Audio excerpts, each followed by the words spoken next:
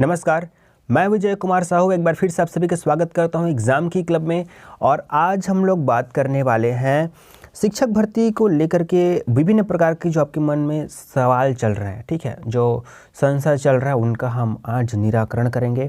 तो चलिए सबसे पहले हम शुरू करते हैं जल्दी से। सबसे पहले मैं बात करूँगा बी वालों से, ठीक है। तो बी वालों का आप लोगों को पता है कि कोर्ट का ऑर्डर आ चुका है और बी वाले जो हैं और बीएससी आईटी वाले वो शिक्षक टीचर में एलिजिबल होंगे। साथ ही साथ वो टीचर साइंस के लिए भी एलिजिबल होंगे। जो इंग्लिश मीडियम में निकला हुआ था है ना, उसमें खाली टीचर साइंस लिखा हुआ था है ना, उसमें ये मेंशन नहीं था कि वो बायोलॉजी के लिए है या फिर मैथ्स, क्योंकि बायोलॉजी और मैथ्स दोनों ही साइंस में आते हैं ना। तो इसलिए उन दोनों को ही उसमें मौका दिया गया है, यानी कि बी वालों को भी मौका दिया जाएगा उसमें। यहाँ पर आप देखते हैं दूसरा जो है टेट से संबंधित है ना। तो अगर आपने डीएड बीएड करने के पहले अगर आपने टेट किया हुआ है, टेट पास किए हो आप, तो आप अपात्र हो जाओगे। लेकिन अगर आपने बीएड या फिर डीएड करने के 1 साल बाद आपने अगर टेट क्लियर किया हुआ है तो आप बिल्कुल निश्चित रूप से पात्र होंगे, ठीक है। ये जैसे फर्स्ट ईयर कर लिया आपने, फिर उसके बाद आपने अगर टेट दिया हुआ है और आपने क्लियर किया है तो आप पात्र होंगे, ठीक है। उसके बाद है डिग्री डिप्लोमा वाले भी पात्र होंगे, ठीक है। उसके बाद है डीएड वाले कितना भी परसेंट हो, ठीक है, पात्र रहेंगे। अब देखिए, मुझे जहाँ तक मुझे पता है कि डीएड में किसी का भी 50% से कम नहीं आता, क्योंकि 50% उसका पासिंग मार्क होता है, तो 50% आ ही जाता होगा, ठीक है। चलिए नेक्स्ट देखते हैं। यदि आप एसटी, एससी, ओबीसी या फिर दिव्यांग हैं तो आपको 5 वर्ष की और छूट मिलती है ना आपकी आयु सीमा में। तो इस तरह से कुल मिला के आपकी अधिकतम आयु सीमा 45 वर्ष तक की होनी चाहिए, ठीक है। यानी कि 45 वर्ष से आपका कम है उम्र तो आप निश्चित रूप से पात्र होंगे। सीटीईटी का मुद्दा देख लेते हैं।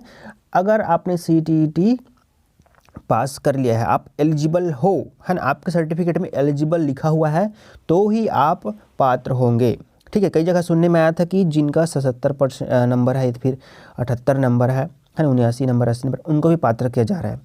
तो अब ऐसा नहीं होगा, आपके सर्टिफिकेट में एलिजिबल लिखा होना चाहिए, या फिर आपका लगभग 82 या फिर 83 से ऊपर होना चाहिए, ठीक है। 82 से ऊपर मेरे ख्याल से पात्र हो जाते हैं कभी कभी, ठीक है। कभी कभी तो 83 भी देखते हैं, तो उसमें आप देख लीजिएगा कि आपका एलिजिबल होना चाहिए बस आपके सर्टिफिकेट में, ठीक है। उसके बाद है आय प्रमाण पत्र नहीं मांगा जाएगा, ठीक है। उसके बाद है नेक्स्ट न्यूज़ है आपका शिक्षक का 20 के बाद लिस्ट आ जाएगा, ठीक है। तो खुश होने वाली बात है ये, 20 के बाद आपका लिस्ट कभी भी आ सकता है, ठीक है। 20 के बाद और 30 के पहले मेरे ख्याल से आ जाएगा आपका, ठीक है। उसके बाद है पहले ही भेजा जाएगा कॉल लेटर, यानी कि देखिए अभी क्या कर रहे हैं, कॉल लेटर को अभी भेजा जा रहा है, जिससे हम बहुत ज़्यादा लेट हो रहा है भर्ती में, है ना। तो अब जो कॉल लेटर है उसको पहले ही भेजा जाएगा, नहीं सबको भेजा जाएगा, ठीक है। इतने दिन से क्या किया जा रहा था, सिर्फ उन्हें ऑनलाइन पत्र भेज दिया गया सॉफ्टवेयर के माध्यम से और उनका वेरिफिकेशन किया गया था। लेकिन अब ऐसा नहीं होगा, सबसे पहले आपको कॉल लेटर कागज़ के रूप में भेजेंगे, ठीक है, पत्र डाक द्वारा आपको भेजा जाएगा। क्योंकि देखिए ऐसा क्यों किया जा रहा है, क्योंकि इससे विभाग को एक खतरा हो सकता है, ठीक है। क्योंकि अगर मान लीजिए कोई कैंडिडेट ये बोल दे कि मुझे लिखित में इस प्रकार से कोई जानकारी नहीं दी गई थी, इसलिए मैं इस चयन प्रक्रिया में भाग नहीं ले पाया, तब उस समय विभाग जो है वहाँ पे फंस सकता है। इसलिए उन्होंने क्या किया है, सबको कॉल लेटर भेजा जो कि अनुपस्थित है उनको, है ना। तो अब इस बार क्या किया जाएगा, पहले से ही कॉल लेटर भेज दिया जाएगा, जिससे समय की बर्बादी नहीं होगी, जैसे कि अभी हो रहा है समय की बर्बादी। उसके बाद देखते हैं सहायक शिक्षक का 13 मार्च के बाद, है ना, या फिर उसके आसपास लिस्ट आ जाएगा, है ना, पहला लिस्ट आ जाएगा। तो ये बहुत ही खुशी वाली खबर है। लेकिन गारंटी देखिए, गारंटी तो नहीं दे सकते, है ना, 100% गारंटी नहीं दे सकते भैया, चाइना माल है समझ लो, है ना। और उसके बाद देखिए, है ना, जिनका डीवी हो गया है और जो पात्र हो गया है उनका नियुक्ति तो पक्का है भैया, ठीक है, उनका नियुक्ति पक्का है, कोई नहीं छीन सकता उनसे। और टीचर इंग्लिश के लिए देखिए मेरे पास कई बार सवाल आते रहते हैं, तो टीचर इंग्लिश के लिए मैं बता देना चाहूँगा, टीचर इंग्लिश के लिए इंग्लिश लिटरेचर सब्जेक्ट के रूप में होना बहुत ज़रूरी है, ठीक है।